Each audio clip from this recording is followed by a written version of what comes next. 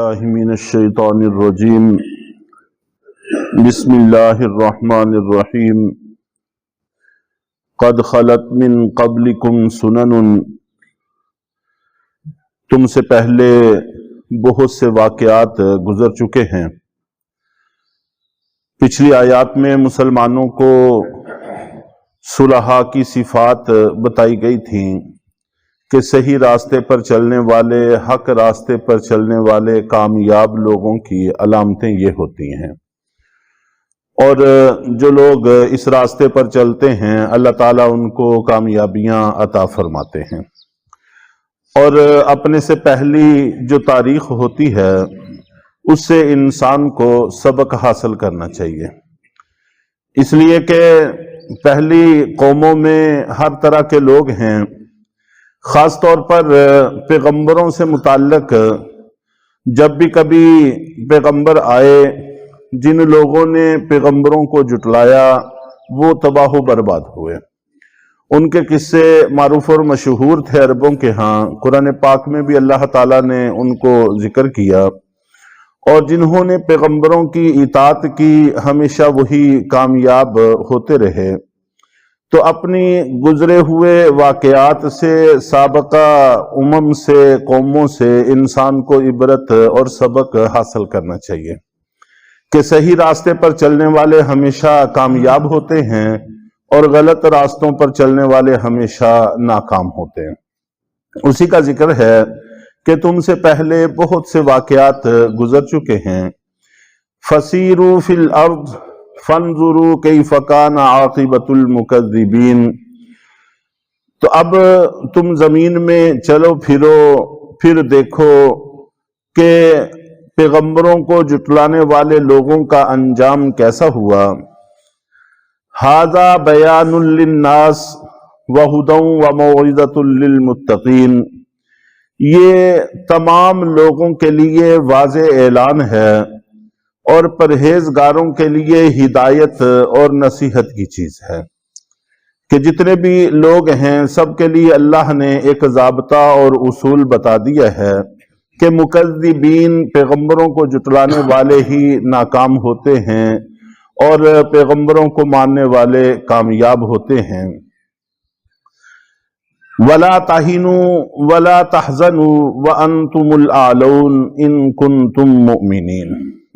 اصل میں واقعہ آپ جانتے ہیں کہ بدر کا اور اس کے بعد احد کا شروع تھا۔ درمیان میں پھر مسلمانوں کو سمجھانے کی بہت ساری چیزوں کا تذکرہ آیا۔ اب یہاں سے پھر احد کے واقعہ کی طرف اللہ رب العزت متوجہ ہوتے ہیں، اور مسلمانوں کو اس وقت آپ جانتے ہیں کہ نقصان ہوا تھا، اور اس نقصان کے 3 بنیادی اسباب ذکر کیے گئے ہیں۔ ایک تو یہ کہ آپس میں اختلاف ہو گیا کہ کچھ کہتے تھے کہ ہمیں اس جگہ پر ٹھہرے رہنا چاہیے، یقیناً ان کی بات حق تھی، وہ حق پر قائم تھے، اور دوسرے گروہ نے کہا کہ اب وہ حکم باقی نہیں رہا، ہمیں اب یہاں سے اتر کر اپنے بھائیوں کا تعاون کرنا چاہیے، اب اس کی ضرورت نہیں رہی۔ تو یہ جو انہوں نے اختلاف کیا، اس اختلاف کی وجہ سے پانسا پلٹ گیا اور حالات بگڑ گئے۔ اور دوسرا سبب یہ ذکر کیا جاتا ہے کہ جس وقت نبی پاک صلی اللہ علیہ وسلم کی شہادت کی خبر نکلی، ایک کافر نے اونچی آواز سے اعلان کیا کہ میں نے نعوذ باللہ محمد صلی اللہ علیہ وسلم کو قتل کر دیا ہے، جس سے مسلمانوں کے دل ٹوٹ گئے اور ان کی ٹانگیں بوجھ اٹھانے سے انکاری ہو گئیں، تو ہمتیں پست پڑ گئیں۔ اور تیسرا جو اہم سبب تھا وہ اللہ کے نبی صلی اللہ علیہ وسلم کے حکم کی تکمیل نہ کرنا تھا، تعمیل نہ کرنا تھا، کہ آپ نے فرما دیا تھا کہ کچھ بھی حالات ہوں یہاں سے نہ ہٹیں، لیکن پھر بھی کچھ حضرات ہٹ گئے، جس کی وجہ سے پھر یہ سارا کچھ دیکھنا پڑا۔ نبی پاک صلی اللہ علیہ وسلم کے حکم کو توڑنا ظاہری سبب بنا۔ اب یہاں پر چونکہ مسلمانوں کو نقصان بھی ہوا تھا زخمی بھی تھے، جس سے جسموں پر بہت سارے زخم لگے، اور بڑے بڑے بہادر اور بڑے بڑے صحابہ کرام کی جسم بھی شہادت کی شکل میں وہاں پر موجود تھے، جس میں حضرت حمزہ رضی اللہ تعالی عنہ جیسی شخصیات بھی تھیں۔ اور خود نبی پاک صلی اللہ علیہ وسلم کو زخمی حالت میں دیکھنا، یہ بھی ان کے لیے بہت تکلیف دہ امر تھا۔ اور پھر سب سے بڑی بات کہ اندر احساس تھا کہ ہماری غلطی سے یہ سب کچھ ہوا ہے، تو ظاہر اور باطن، دل اور جسم سبھی کچھ زخمی تھا۔ تو ایسے حالات میں خدشہ تھا کہ کہیں صحابہ کرام میں مایوسی نہ پھیل جائے، اس لیے اللہ رب العزت نے یہاں پر ان کو تسلی دی ہے، وَلَا تَهِنُوا وَلَا تَحْزَنُوا، کہ تم کمزور نہ پڑو اور نہ غمگین رہو۔ غم کرنے کی بھی ضرورت نہیں ہے، کمزور پڑنے کی بھی ضرورت نہیں ہے۔ وَأَنْتُمُ الْأَعْلَوْنَ إِن كُنتُم مُؤْمِنِينَ، اگر واقعی تم مومن رہے تو تم ہی سر بلند رہو گے۔ ایسا نہیں ہے کہ خدا نہ خواستہ اب نقصان ہو گیا ہے تو ہمیشہ تمہیں نقصان ہی ہوتا رہے گا، ایسی کوئی بات نہیں ہے۔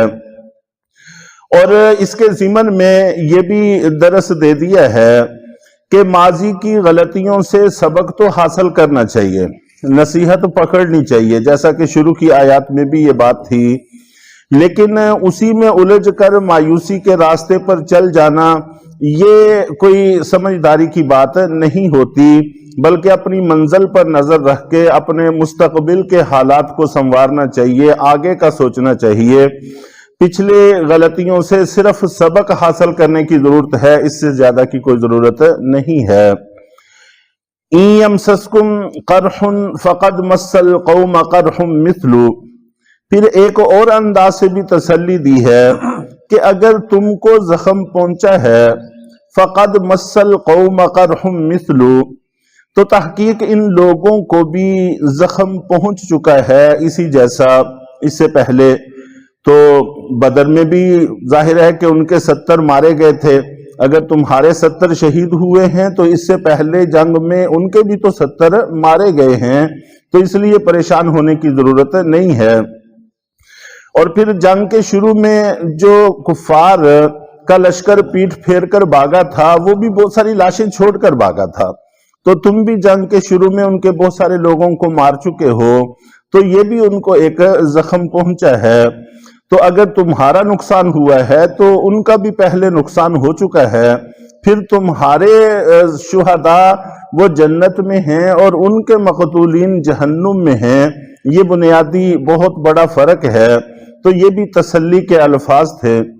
وَتِلْكَ الْأَيَّامُ نُدَاوِلُهَا بَيْنَ النَّاسِ، اور یہ دن ہیں ہم ان کو لوگوں کے درمیان میں الٹتے پلٹتے رہتے ہیں، بدلتے رہتے ہیں، کبھی ان کو غلبہ ہو گیا، کبھی ان کو غلبہ ہو گیا، ایسا ہوتا رہتا ہے، اس سے زیادہ رنجیدہ خاطر نہیں ہونا چاہیے۔